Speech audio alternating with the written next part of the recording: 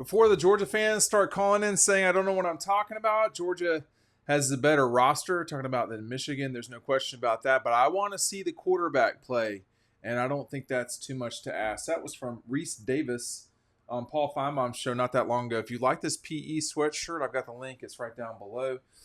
I've worn it for a while. I just got finished working out, believe it or not, and I wear these in the summer. He's comparing Michigan and Georgia. Those are his top two teams coming into 2023. I'm not.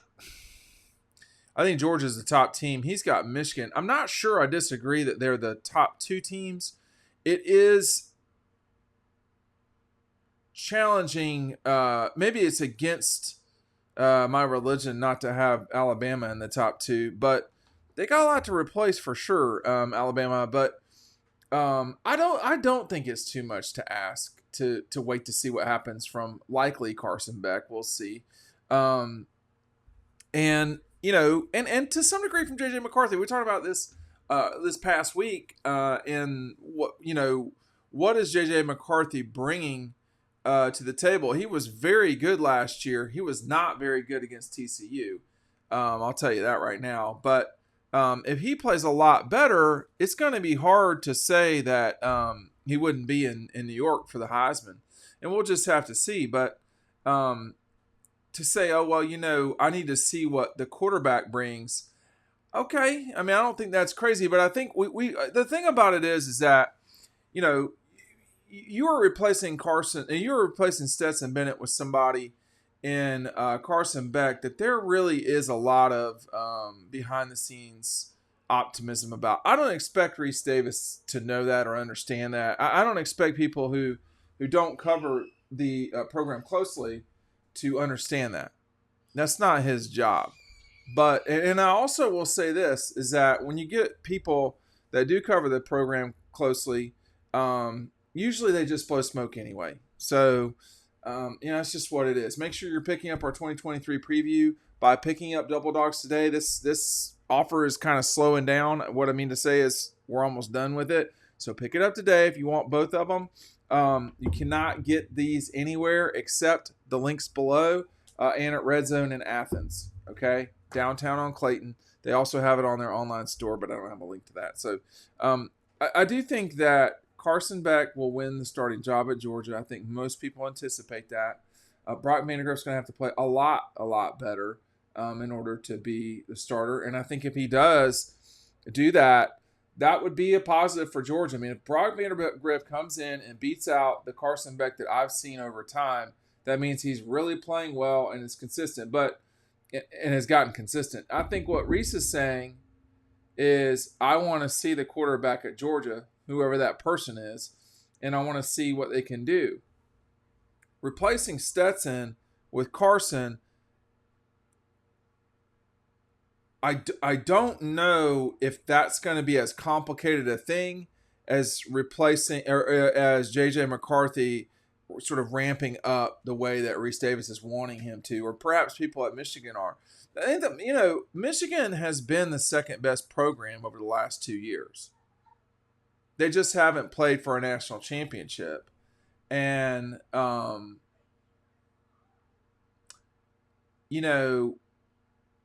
that doesn't mean you're not the second best. It just means you haven't won the semifinal game. They have played really well over time. They've just not been good in the semifinals. I mean, they were totally dominated by Georgia in Miami. And as it relates to what happened in the Fiesta Bowl, they picked a bad day not to play well. And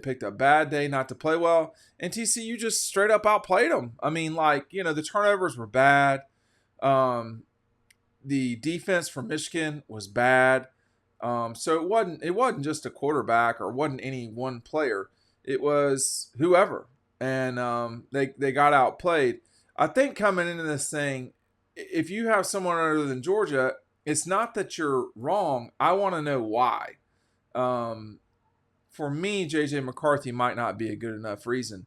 But we're going to have to see. I mean, I think that Georgia doesn't really play anybody for a stretch of time. Let me look at Michigan's 2023 schedule. Um, I don't know. I can't recall that they play anybody big. I've looked at them a couple of times. They don't. They open with East Carolina and then UNLV and then Bowling Green. They go straight into Big Ten play on the second to last weekend of the season. They do not have a challenging schedule. They should certainly be number one or number two or number three, something like that, heading into their real first test, I would say, which is at Michigan State, a team that's not unbelievable. I mean, they play at Nebraska. Could Nebraska be a lot better? I just don't know in year one. They play at Minnesota. If you're a legitimate college football team or program, and we're talking about playing at Minnesota, you're probably not winning the national championship. If you can't beat Minnesota, I mean, that's like, you can't beat Mississippi State. You're probably not going to win the national championship. Then they go to play at Michigan State. They host Purdue. None of these are daunting challenges. Now, their close is challenging. They play at Penn State on the road. That's going to be a noon game, so that takes away some of the pop for Penn State. They're going to play at Maryland, another program that can beat them, but, probably won't. And then they host Ohio State at noon on the final game of the season for them. I don't think this is a challenging schedule globally. I don't know that it's overly difficult compared. I mean, I think it's similar to Georgia's in that, Michigan State and Florida are both coming off bad seasons. Hosting Ohio State's harder than anything Georgia's doing. And, going to Penn State is probably, I don't know if it's as hard as going to Tennessee or not. But it's in the same universe. So this is a more challenging schedule than what Georgia's dealing with. But I would say on the whole, if you look at the 11 games, my guess is that just because Georgia plays in the SEC, they have a more challenging schedule. But they should both, they really probably should both wind up in the playoff, because at this point I expect Michigan to beat Ohio State. I mean, it's not always what it's been like. That's what it's like right now. And, these two teams, Georgia and Michigan, obviously playing a season ago, it was not super competitive. But I don't, again, what Rece had to say was, before Georgia fans start calling and saying what I'm talking about. By the way, you can't criticize any team or bring up any criticism without the fans just jumping down your throat. So he knows that, though. He says Georgia has the better roster than Michigan. I don't think there's any question about that. And he says there's no question about that. I mean, I'm not saying they're not close, but Georgia is recruited at an elite level, and Michigan's not. Michigan's recruited on a really good level. And that's why their win over Ohio State these last 2 years has been, that's why you kind of wonder what's going on with Ryan Day, to be honest with you. He's had the better players, clearly had the better quarterback, no question. Better receivers. Where is Michigan better than them? The offensive line? I mean, is that like that matters a lot. Don't get me wrong. Your quarterback isn't doing much if your offensive line, can't protect him. You can't throw from the ground. So, is that what it is? I mean, that matters. But Georgia's defense didn't really seem to have a hard time with that. But then again, Ohio State's defense has not been very good. But his point that he's penalizing Georgia for is not crazy. I mean, he's saying, I don't know about the quarterback. I do know about the quarterback at Michigan. And in addition, I think he's going to play better. I don't know that. Stetson Bennett played better his final season at Georgia than he did as a junior. And there was a lot of question coming in there with that from Stetson. But boy, day one against number 11 Oregon, he solved that riddle. I don't know that we can say that JJ, McCarthy is going to play. Again, if he plays a lot better than he did a season ago, you're talking about somebody who could win the Heisman. I mean, because he really did play well at times. Now, he did not play great against Ohio State. I mean, he had 50% passing, 3 touchdowns, but 50% passing, like this close to the season, Against Rutgers, 48%. Against Nebraska, 47%. Against Illinois, a game they almost lost, 53%. Against Ohio State, 50%. Like, that's not good enough. That's got to be a lot better.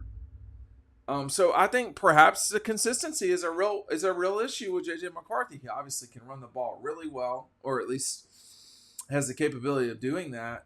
But at the beginning of the season a year ago, it was this sort of, I think it was, as I recall, back and forth between McCarthy and the other guy, and they went with McCarthy eventually. And he did play well, but he did not play well in November. Probably the best game he played, statistically at least, was against Purdue. I mean, 65%, 3 touchdowns and an interception. It's hard to argue with that kind of production. That's pretty good. But all these 50% games, man, like, that ain't cutting it. That is not cutting it. If that's what it is, you'll see it quick.